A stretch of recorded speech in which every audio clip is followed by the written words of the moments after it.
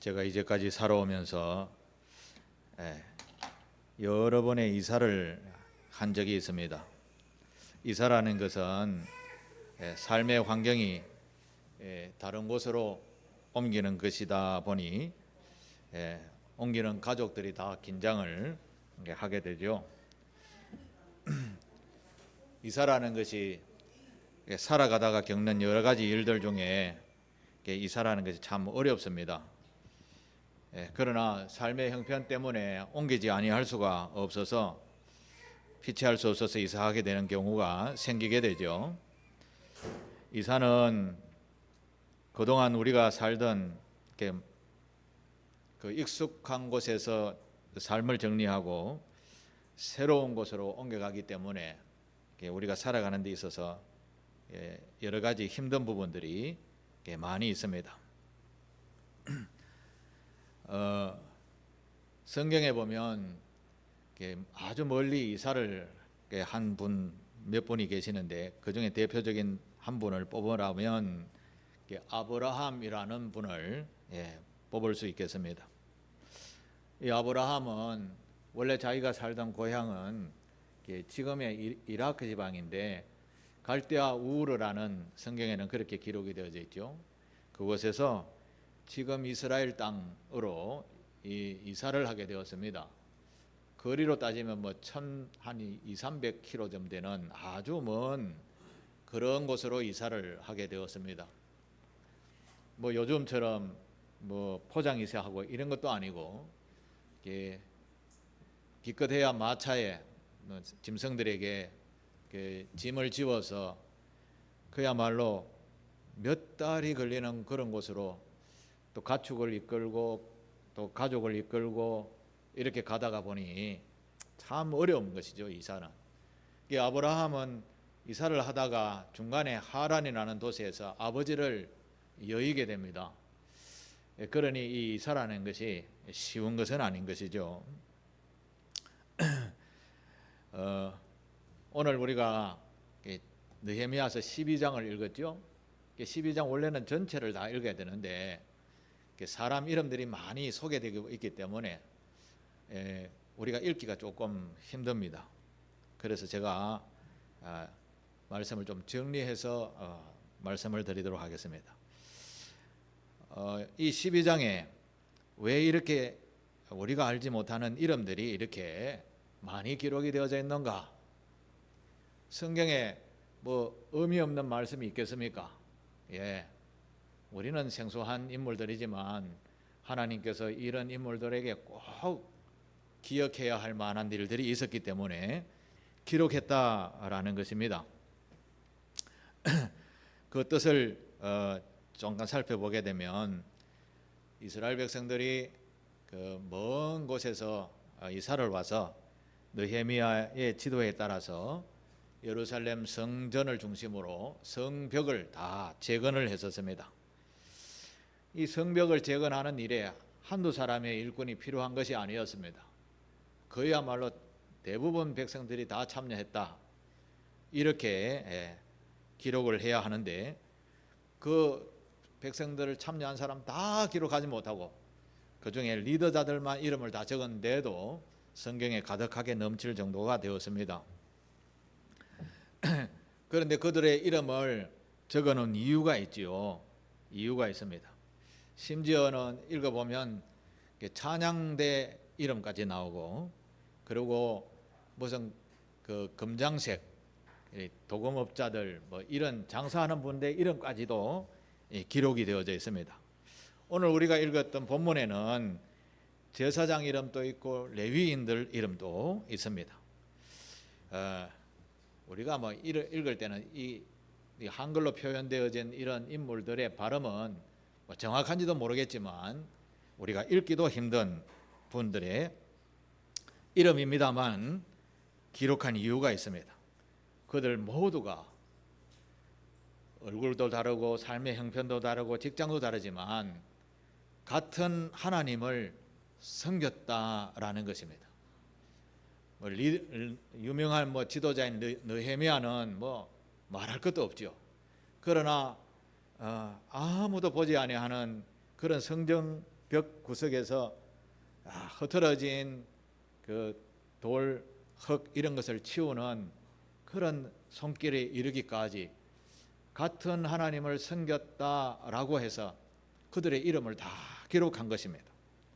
다시 말해서 하나님께서 보시기에 하나님의 거룩한 성전이 있는 그 성을 한 사람 한 사람 손길이 다 닿아서 하나님의 거룩한 도성이 바로 세워졌다.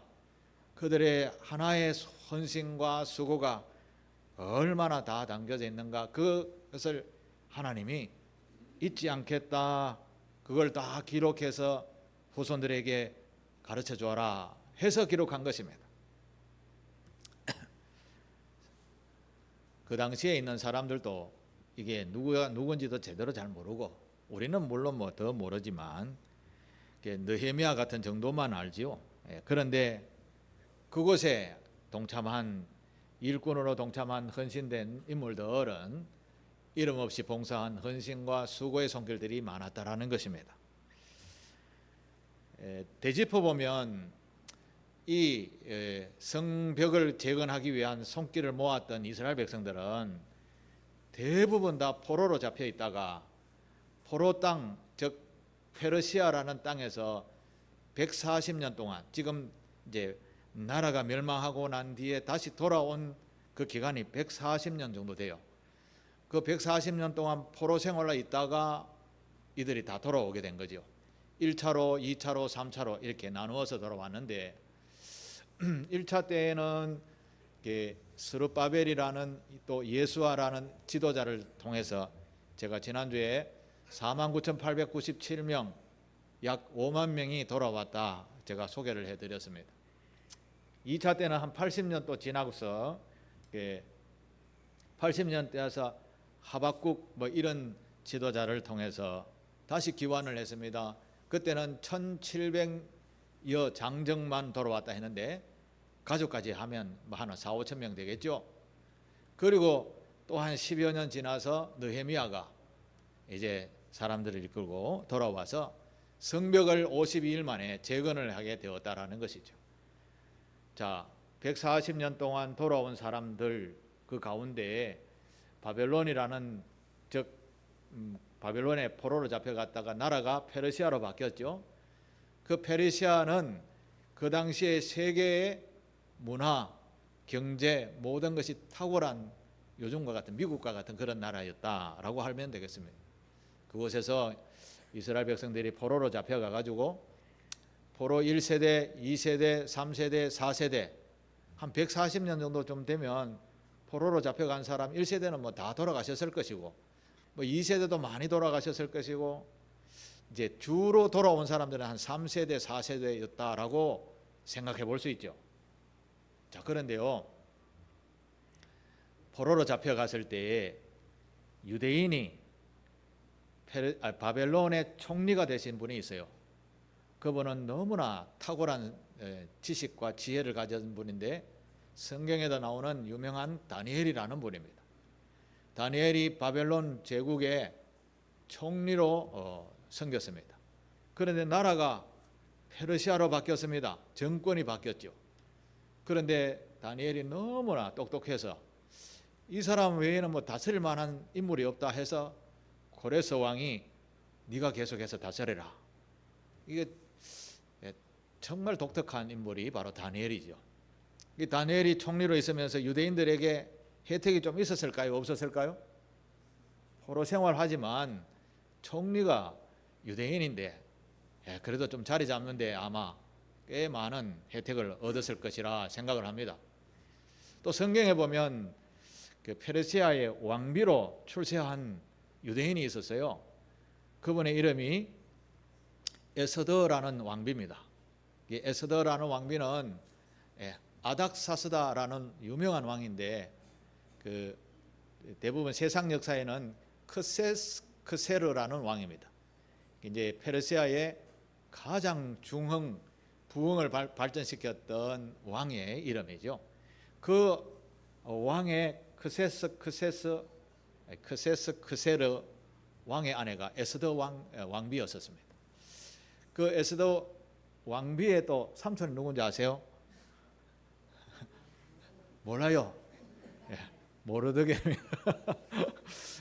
그분이 또 총리했어요.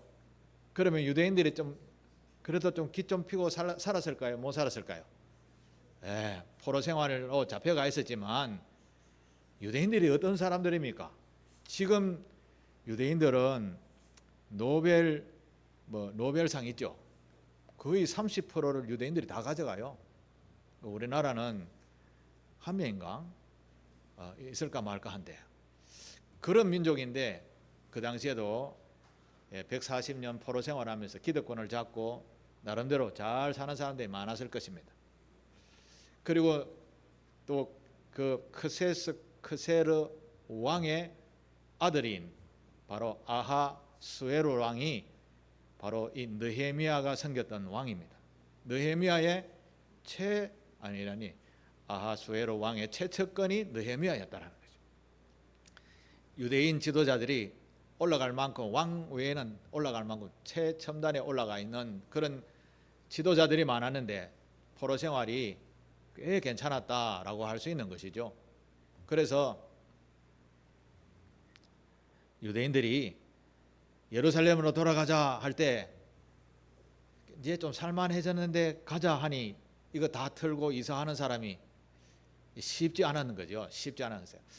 여러분이 예를 들어서 미국에 다 이민 갔습니다. 고생 많이 했습니다. 지금 이제 좀 살만해지고 자가용도 이제 좀 좋은 자가용 탈 만큼 좀 됐는데 고향으로 돌아가자. 고향으로 돌아갔는데 고향은 전쟁이 나갔고 다 부서졌는데 돌아가자. 그래 갑시다 하고 보따리 사서 가는 사람이 과연 얼마나 될까요? 포로에서 돌아온 유대인들은 그래도 성경에 나타난 인물만 해도 한 5, 6만 명 되었습니다. 그죠? 안 온 분들도 계셨겠죠. 그분들이 와서 성전 중심으로 한 성벽을 다 재건했다라는 것이죠. 저 같아도 돌아가서 성벽을 재건하는 일에 이거 아무것도 없는 데 가서 집도 지어야 되고 성벽도 재건해야 되고 먹고 살 것을 좀 만들어야 되고 처음부터 다시 시작해야 되는데 이게 쉽지 않다라고 생각을 했을 것입니다. 그런데 유대인들은 거룩한 도성인 예루살렘이 어떤 성인가 하면 우리가 언젠가는 돌아가야 할 거룩한 시온산이다 이런 정체성이 있었습니다. 유대인들에게는 어릴 때부터 배웠으니까. 그래서 그 마음을 담아서 돌아온 인물들이 성벽을 재건한 것이죠. 하나님 편에 봤을 때는 이들이 칭찬하고도 복을 주고도 남음이 있는 그런 사람들이었던 것이죠. 하나님께서 그들에게 복을 주셨는데 느헤미야야 에스라 학사를 통해서 그들의 이름을 다 파악해서 기록하고 성경의 기록에 남기도록 해라. 그래서 오늘 우리가 읽는 겁니다. 수천 년이 지난 오늘 이들의 이름이 누구인지는 모르지만 이들이 무엇을 했다 우리가 그거는 알아야 되는 것이죠. 하나님의 거룩한 나라를 위해서 자기의 기득권을 다 포기하고 살만한 것도 다 내려놓고 주의 나라와 주의 뜻을 위하여 헌신했다. 이것은 하나님께서도 기억하신다라는 그런 말씀입니다.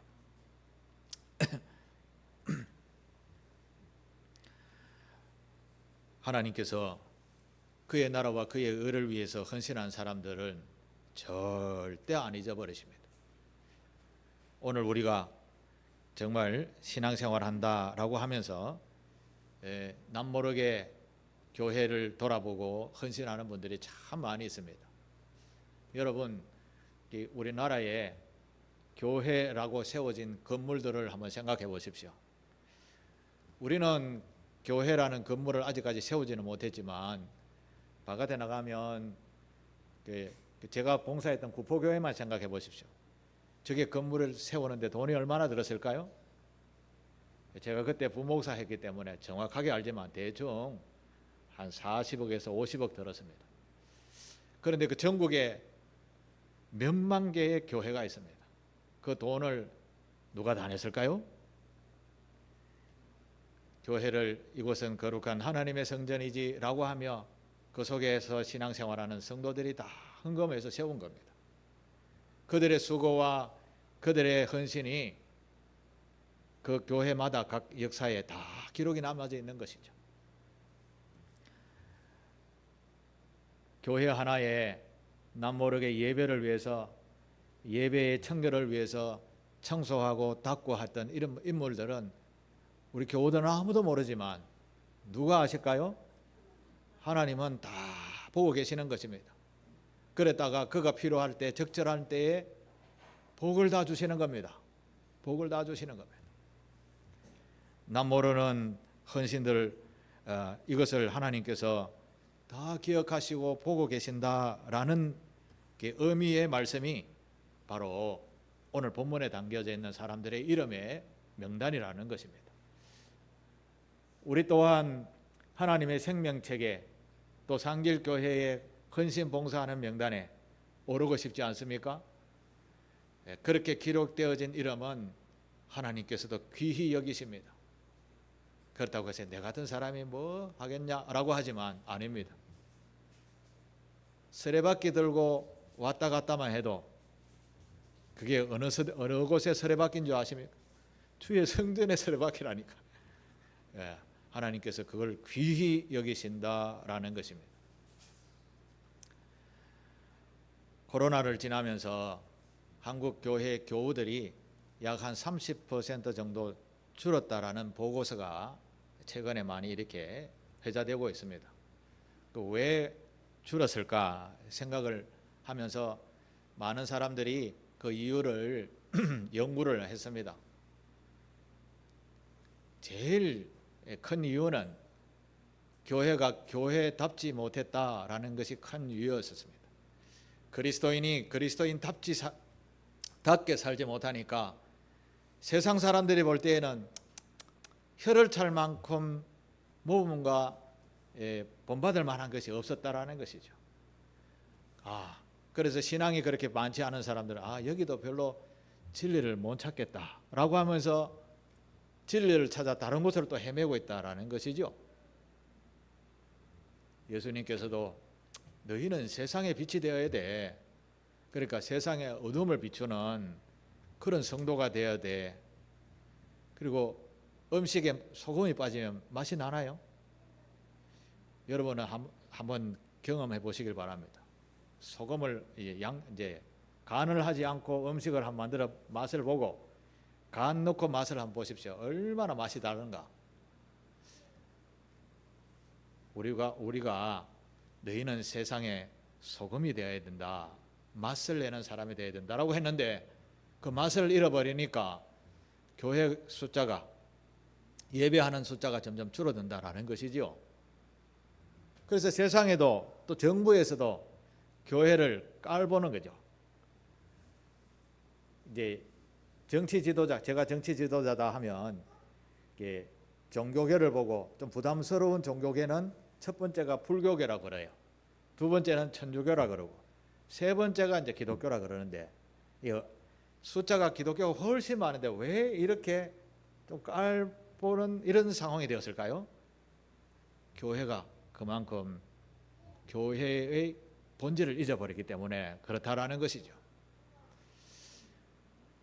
지금 우리 국회에 여러 가지 법들이 상정이 되어져 있는데 성경 말씀과 배치되는 그런 법안이 국회에 올라져 있는데 그게 뭔가 하면 차별금지법과 동성애 확대법이라는 법입니다. 이것이 통과되어지게 되면 하나님께서 남자와 여자가 결혼해서 가정을 이루고 자녀를 놓고 사는 것이 복이 있는 인생이라고 했는데 남자와 남자가 결혼해갖고 복이 있는 삶을 산다. 저것만 잘 사는 거지. 자자손손 잘 사는 게 아니잖아요. 그런 법들이 차별금지법이라는 동성애 확대법이라는 것으로 포장해서 통과시키려고 합니다. 자세히 자꾸 물어보면 미국도 그런데 캐나다도 그런데요 이렇게 이야기합니다. 그들이 그렇게 한다고 해서 우리가 성경에 오류되는 이야기를 해야 될까요 말아야 될까요? 이걸 법으로 통과되어지게 되면 우리는 교회로서의 정체성을 크게 상실하게 되는 겁니다. 성경 말씀을 제대로 보존하지 못하게 되는 것이죠. 그래서 우리나라에 있는 전체 교회가 이거 이래서는 안 된다라고 법을 통과시키면 안 된다라고 권기대회를 하기로 했어요. 그게 이제 종교개혁주일날, 이제 10월 마지막 주일이 종교개혁주일인데, 그때 이제 전국에 있는 이제 서서 발로 걸어 다닐 수 있는 사람은 다 광화문에 다 모여라. 이렇게 되어졌습니다. 그게 이제 주일날인데 사실 우리가 가기는 힘들겠죠. 어떻게 걸어갑니까? 앞으로 이제 총회에서 어떻게 하라라는 이제 공문이 오시겠지만, 지금 우리나라가 이런 형편이라는 것이죠. 교회의 정체성이 얼마나 흐트러졌으면 하나님의 창조 질서를 이렇게 무시하는 나라가 되어가고 있는가라는 것이죠. 느헤미야 같은 사람이 있었으면 이거 그냥 두었겠습니까? 오늘 우리는 깨어 있어야 됩니다. 우리가 알지 못하는 가운데 하나님의 창조의 법이 무너져가고 있다라는 것이죠. 하나님의 창조의 법에 대한 이거 뭐 관념도 없는 사람들, 자기 뭐 내가 좋으면 끝이지 뭐 이런 사고를 가지고 있는 이 시대의 사람들이 법을 만들어가고 있다라는 것이죠. 그래서 우리는 이런 일에 깨어 있어야 되는 겁니다. 교회가 맛을 잃어간다. 맛을 내려면 어떻게 되죠? 소금 간을 하듯이 잘못되어진 것을 보면 교회가 일어나서 이건 잘못되었습니다라고 이야기를 해야 되는 것입니다.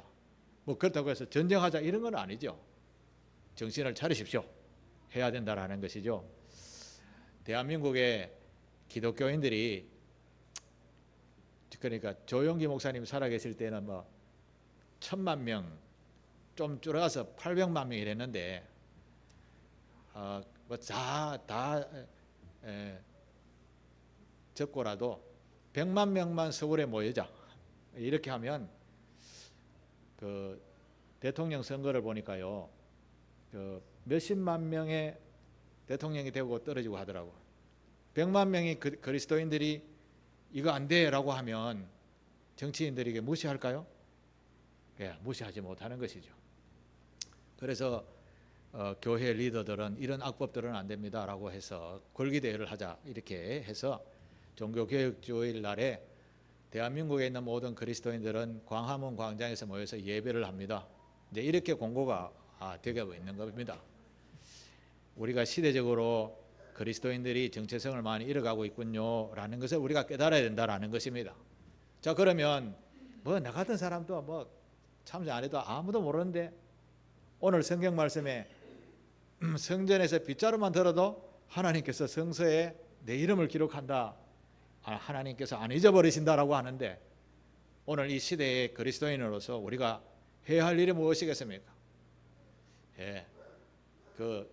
뭐 광화문에 가서 참여 못하더라도 유튜브로 이렇게 실황 방송할 때 들어가서 옳소 하는 게 뭡니까? 구독하고 이게 뭐랍니까? 좋아요 이런 거 해주면 이제 그게 참여했다라는 표시가 되는 것이죠. 그렇게라도 하는 것, 그리스도인의 지금 우리가 해야 할 일이 아닌가, 참여하는 것이 아닌가라는 것이죠. 사랑하는 교회 여러분, 우리는 하나님 앞에서 참 놀라운 복들을 많이 누리고 살아가고 있습니다. 그런 복을 우리가 부어라 마시라 하는 순간에 다 잊어버려가고 있고 무너져가고 있고, 어느 순간에 창조 질서가 다 어그러져가 있는 이런 시대가 우리 앞에 와 있다. 그럼 우리 후손들이 우리에게 뭐라고 이야기할 수 있겠습니까? 소망이 없는 세대였다라고 하지 않겠습니까? 그래서 오늘 우리는 하나님 앞에 거룩한 마음으로 다시 성도로서 정체성을 회복해야 될 줄로 믿습니다. 하나님은 하나님의 일꾼들, 큰 일을 하거나 작은 일을 하거나 절대 잊지 않으신다라는 메시지가 오늘 본문에 담겨져 있습니다. 이야기 하나만 하고 마치도록 하겠습니다. 영국 런던 근처에 예, 캔터베리라는 교회에 니콜라이라는 집사님이 한 분 계셨습니다. 이 니콜라이 집사님은 17살에 교회의 집사로 임명을 받고, 우리말로 하면 교회 사찰로, 교회 관리하는 분으로 직업을 가지고 17살 때부터 교회를 섬겼다라고 합니다. 그가 76살에 돌아가실 때까지 한 교회에서 옛날에 우리 교회는 종쳤지요, 그죠? 종친 거 기억나십니까? 새벽 5시 되면 땡그랑 땡그랑 새벽 기도다 일나라, 고마 자빠지고 일나라 그런 소리 많이 들으셨죠? 예, 영국에서도 바로 그렇게 종을 이 니콜라이라는 분이 치게 되었다고 합니다. 그런데 독특한 것은 이 니콜라이 집사님이 17살 때부터 집사로 임명받고 76살 숨이 거두는 데까지 한 번도 안 어기고 정확한 시간에 종을 쳤다라는 겁니다. 심지어 런던에 있는 일반 사람들이 지나가다가 몇 시지 종을 쳤는데 내 시계 좀 다르거든, 그럼 종에 맞추어서 시계를 맞출 정도로 정확했다라고 합니다. 이분이 그렇게 열심히 하니까 하나님께서 복을 주셨어요. 그에게 두 아들이 있었는데 영국에서 가장 유명한 대학교인 옥스퍼드 대학, 그 다음에 캠브리지 대학, 이 대학의 두 아들이 교수로 임명이 되어져서 훌륭하게 잘 성장하고 복을 얻었습니다. 니콜라이 집사님으로서는 뭐 더 이상 바랄 게 있겠습니까? 하나님께서 이런 아름다운 가정을 주시고 자녀들이 잘 성장하고 또 자녀들이 잘 배워서 남을 가르치는 데까지 훌륭하게 자랐다. 이거만큼 부모로서 더 복이 있겠습니까? 그렇게 일평생을 보내다가 76살 돌아가시는 날 자녀들이 다 모인 가운데서 유언을 하고, 그리고 숨을 헐떡이는 그 가운데 종치는 시간이 되었습니다. 니콜라이 집사님이 아들 보고 나를 좀 일으켜달라. 이제 힘이 없이 죽어가면서 일으켜서 종치는 곳에까지 가서 아들의 부축을 받고 줄을 잡고 땡그렁하고 숨을 거두었다고 합니다. 이제 어느 한 교회에 종치는 집사님이라고 하면 우리는 뭐 그냥 별로 그렇군요라고 이렇게 지나갑니다. 이름을 알려주는 분은 그 당시에 누가 목사님이었는가 장로님이면 이 정도는 알지만 종치는 집사님이었다, 이거 별로 많이 안 알아주거든요. 그런데 이 종치는 집사님이 돌아가셨다라는 소문이 런던에 소문이 나게 되었습니다. 누구 귀에 들어가게 되었는가 하면 엘리자베스 여왕의 귀에 들어가게 되었습니다. 아니, 집사님이 돌아가셨다고? 엘리자베스 여왕이 그분에게 우리 왕실의 묘지에 묻히게 해두라, 이런 명령을 내렸다고 합니다. 왕실의 명령, 왕실의 명령이란다. 왕실의 묘지에, 왕들 가족들이 죽어서 묻혀지는 그런 묘지를, 왕실 묘지에 이 니콜라이 집사님을 장례했다고 합니다. 그리고 그의 가족 자녀들에게는 귀족의 서품을 주었다고 합니다. 영광이죠. 런던 시장도 이 여왕이 들으니까 한술 더 떠서 우리 이날은 공휴일로 정합시다. 런던이 하루로 니콜라이 집사님의 장례식 날을 기념해서 공휴일로 정했다고 합니다. 이것은 무엇을 이야기하는 것일까요? 지극히 작은 일이라도 하나님 앞에 충성을 하게 되면 하나님이 그 이름을 얼마나 높이는지 모른다라는 것이죠. 저와 여러분들도 살아가면서 세상 사람들은 아무도 안 알아줘도 누구는 알아준다, 그걸 아셔야 되는 겁니다. 내가 행하는 작은 선한 행동을 하나님은 다 아신다라는 것이죠. 지극히 작은 소자에게 행하는 것이 곧 나에게 하는 것이다 라고 말씀하셨던 예수님처럼 우리는 남모르게 내가 좀 손해봐도 내가 좀 수고해도 이건 주님이 기뻐하시는 일이지라고 아무도 모르지만 행하였을 때 그걸 누가 아신다고요? 하나님은 아시고 우리에게 필요한 그 복된 손길에 필요한 것을 공급해 주신다라는 것이 오늘 본문의 메시지입니다. 절대 잊지 않으시는 하나님이라는 것입니다. 마태복음 28장 20절을 한번 읽겠습니다. 시작. 내가 너희에게 분부한 모든 것을 가르쳐 지키게 하라. 볼지어다 내가 세상 끝날까지 너희와 항상 함께 있으리라 하시니라. 아멘. 내가 세상 끝날까지 너희와 항상 함께 있으리라. 이거 누가 말씀하셨을까요? 예수님께서 성천하시기 전에 예수님께서 하신 말씀입니다. 내가 세상이 끝날 때까지 너희와 항상 함께 있으리라. 그러면 우리는 항상 함께 있으신 하나님 앞에 우리가 어떻게 살아야 될까요? 나는 성도지, 주님이 나를 바라보고 계시지 하며 일상생활 속에서 하나님의 사랑의 시각을 늘 의식하면서 살아야 된다는 것이죠. 그러면 하나님께서 기뻐하시는 일이면 복을 얻게 되는 것이죠. 야, 이놈하고 화낼 정도 되면 재앙을 당하게 되는 것이죠. 그게 성세의 교훈인 것이죠. 저와 여러분들은 이런 하나님의 말씀들을 기억하면서 일평생 함께 하시는 주님을 기쁘시게 하는 삶을 살 때 의외로 니콜라이 집사님처럼 의외인 축복을, 의외의 명예를 하나님께서 기억하시고 주신다라는 것입니다. 사랑하는 교회 여러분들도 그런 마음으로 일평생 동안 주를 기쁘시게 하는 삶을 사시게 되시기를 축복합니다. 요한계시록 22장 10절 말씀을 우리 읽고 마치도록 하겠습니다. 같이 시작.